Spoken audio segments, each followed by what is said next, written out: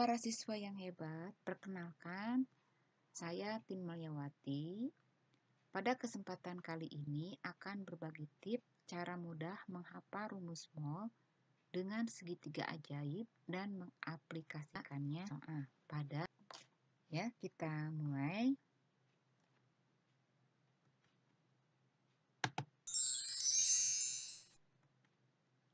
Rumus mol dengan segitiga ajaib. Yang dimaksud dengan segitiga ajaib, kita membuat suatu segitiga, kemudian di dalamnya ada garis,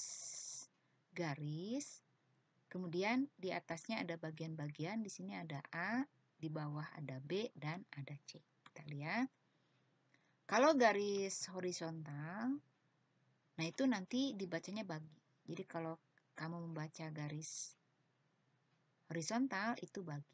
Kemudian yang berikutnya, kalau ada garis vertikal yang warna hijau, itu dibacanya adalah kali. Sekali lagi, kalau yang horizontal, yang warna biru ini dibacanya adalah bagi, sedangkan yang garis vertikal itu dibacanya adalah kali. Jadi, kalau ditanya B itu kan di bawah, sedangkan A di atas dan C di bawah. Jadi B itu sama dengan A dibagi dengan C. Tapi kalau ditanya A itu ada di atas, sedangkan B dan C di bawah. Maka A sama dengan jadilah B dikali dengan C. Begitu. Mudah ya? Ya, kita praktekkan. A, hubungan mol dengan massa. Maka segitiganya kita tulis atasnya adalah gram, bawahnya adalah mol, dan AR atau MR. AR diperuntukkan untuk atom dan MR untuk molekul ya. Kita lihat kalau ditanya mol kan di bawah, maka sama dengan gram dibagi dengan AR atau MR, seperti itu. Tapi kalau ditanyakan adalah gram kan di atas, yang lainnya di bawah.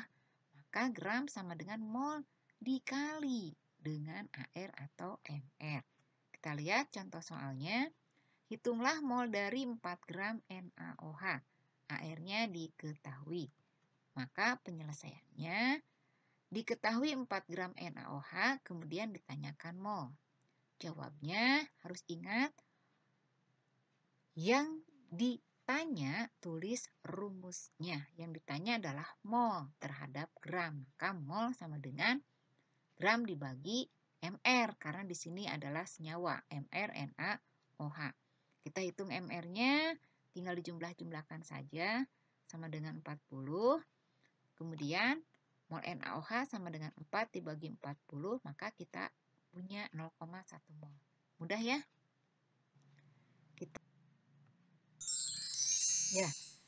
Kita lanjutkan. Nomor B, hubungan mol dengan jumlah partikel.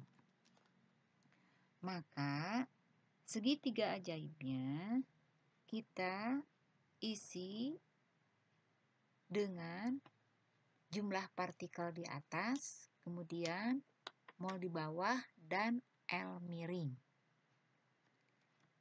Nah, apa itu L miring? Adalah bilangan Avogadro, yaitu angka sebanyak 6,02 kali 10 pangkat 23. Angka yang ingin kita nyatakan dengan uang. Wah, banyak sekali ya.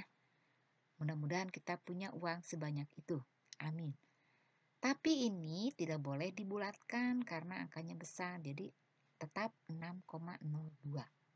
Nah, jadi kalau ditanya mol, itu sama dengan jumlah partikel dibagi bilangan Avogadro. Tapi kalau yang ditanyakan adalah jumlah partikel, itu akan sama dengan mol dikali bilangan Avogadro. Kenapa? Karena mol dan bilangan Avogadro-nya ada di bawah. Kita lihat contoh soalnya, hitunglah jumlah atom dari 0,3 mol CH4. Maka penyelesaiannya diketahui mol CH4 0,3 mol, ditanya jumlah atom CH4, maka jumlah partikel CH4 bikin rumus dulu. Apa sih rumusnya? Yaitu mol dikali bilangan Avogadro. Maka jumlah partikelnya, molnya kita masukkan kali dengan bilangan Avogadro. Maka kita dapatkan angka 1,806 kali 10 pangkat 22 molekul. Karena yang ditanyakan atom, itu jelas beda dengan molekul. Kalau atom, nanti molekulnya kalikan saja dengan banyaknya unsur di dalam CH4 semuanya. Di sini ada C-nya 1 hanya 4, jadi ada berapa? 5 ya. Maka dikali dengan 5.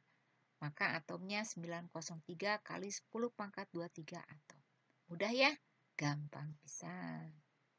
Berikutnya adalah yang C. Hubungan mol dengan volume STP. Apa tuh STP? Standar temperature pressure. Keadaan 0 derajat Celcius suhunya, kemudian 1 atmosfer adalah tekanannya. Maka segitiga ajaibnya kita isi di atasnya volume, di bawahnya mol dan liter. Ya, L di sini adalah liter. Jadi kalau ditanyakan mol sama dengan volumenya di atas, kemudian di bawahnya 22,4 liter. Jadi volume dibagi 22,4 liter. Tapi kalau ditanya volume, karena volume di atas, yang lainnya di bawah, maka sama dengan mol dikali dengan 22,4 liter. Kalau soalnya, hitunglah volume dari 0,4 mol gas NH3 pada keadaan STP. Maka penyelesaiannya diketahui dulu mol NH3-nya berapa? 0,4 mol. Ditanya volume STP, maka jawabnya tulis yang ditanya. VSTP sama dengan mol kali 22,4 liter. Molnya kita masukkan, kalikan 22,4 liter. 0,4 dikali 22,4 sama dengan 6,96 liter. Masih bisa mengikuti ya? Oke, kita lanjutkan nomor D. Hubungan mol dengan molaritas. Segitiga ajaibnya kita isi molnya di atas, sekarang molaritasnya di bawah, dan liter. Jadi kalau ditanya molaritas itu sama dengan, lihat molaritasnya di kiri, molnya di atas dan di bawah. Jadi molar sama dengan mol dibagi liter. Tapi kalau ditanyakan mol itu di atas, yang lainnya di bawah, maka mol sama dengan molar dikali dengan liter. Nah, contoh soal, pada 200 ml larutan NaCl 0,3 mol terdapat konsentrasi dalam molaritas sebanyak berapa? Ingat ya, molaritas di sini adalah suatu kepekatan ya, kepekatan suatu larutan.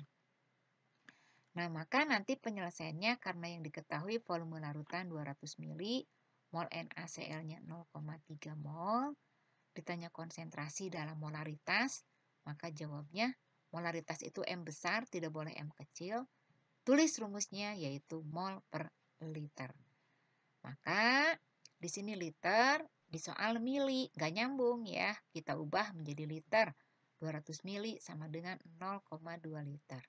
Maka molaritas NaCl 0,3 mol dibagi 0,2 liter sama dengan 1,5 mol per liter. Gampang ya, masih bisa diikuti. Ya, kita lanjutkan lagi. Hubungan mol dengan keadaan tertentu. Jadi keadaan tertentu itu adalah selain standar, selain 0 derajat Celcius dan selain 1 atmosfer. Dan nanti si segitiganya itu kita isi atasnya PV, bawahnya adalah mol dan RT.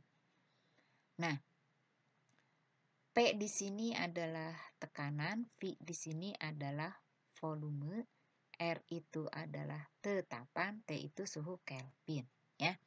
Nah, jadi kalau ditanya mol sama dengan PV-nya di atas, jadi PV, RT-nya di bawah, berarti pembagi. Mol sama dengan PV dibagi RT. Tadi P itu tekanan dalam atmosfer, V itu volume dalam liter, R itu adalah tetapan, angkanya 0,082 liter atmosfer per mol Kelvin, dan T-nya adalah suhu dalam Kelvin. Kita lihat contoh soalnya, hitunglah mol dari 2,05 liter gas C2H4 pada suhu 27 derajat Celcius, tekanan 2 atmosfer. Maka penyelesaiannya, karena yang diketahui adalah volume dan tekanan tertentu, Jadi kalau ditanya mol, rumusnya sama dengan PV dibagi dengan RT. Molnya kita masukkan angka-angkanya 2 atmosfer dikali 205 liter dibagi 0,082 liter atmosfer per mol Kelvin dikali dengan 300 Kelvin. Dari mana 300 Kelvin? Dari 27 derajat Celcius ditambah 273, maka isinya adalah 300 Kelvin. Jadi mol C2H4 sama dengan 0,167 mol. Masih mudah ya? Kita lanjutkan. Nah, nomor F itu adalah hubungan mol dengan keadaan suhu dan tekanan yang sama. Suhu dan tekanan itu tidak ditulis kalau di soal. Ya, jadi bukan keadaan standar dan bukan keadaan tertentu. Jadi berapa saja tapi tidak ditulis. Maka nanti segitiga ajaibnya, ingat-ingat ya, kamu tulis di atasnya mol 1 kali volume 2, bawahnya mol 2 dan V1. Nah, ini kita gunakan kalau ada dua zat. Ya. Nah, nanti rumusnya yang ditanyakan misalnya ini yang di bawah mol 2. Maka mol 2 sama dengan mol 1 kali V2 dibagi dengan volume 1.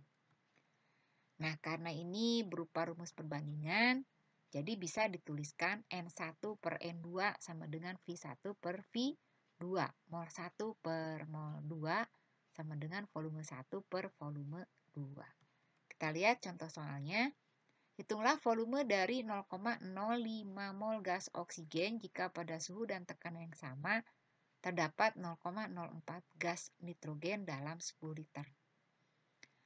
Maka karena yang diketahui V dan P tidak ditulis, maka gunakan rumus perbandingan. Ya. Jadi jangan pakai rumus-rumus yang PV NRT atau pakai standar, jangan. Nah, jadi gunakan rumus perbandingan N1 per N2 sama dengan V1 per V2. Mol oksigen per mol nitrogen sama dengan volume oksigen dibagi volume nitrogen. Volume oksigen yang ditanyakan sama dengan mol oksigen dibagi mol nitrogen kali volume nitrogen. Volume oksigen sama dengan molnya kita masukkan 0,05 mol dibagi 0,05 mol kali dengan 10 liter. Maka volume oksigennya 12,5 liter. Gampang ya? Nah, jadi itulah yang kita bahas tentang segitiga ajaib dan pemakaiannya seperti apa ya. Jadi cukup sederhana kan dengan hafal rumus-rumus segitiga ajaib ini kalian menjadi mudah cara menyelesaikan soal yang ada hubungannya dengan mol. Itu saja mungkin ya. Terima kasih telah menyimak. Gampang kan? Saya doakan kalian sukses bersama. Oke? Dah, sampai bertemu lagi di pembahasan yang akan datang.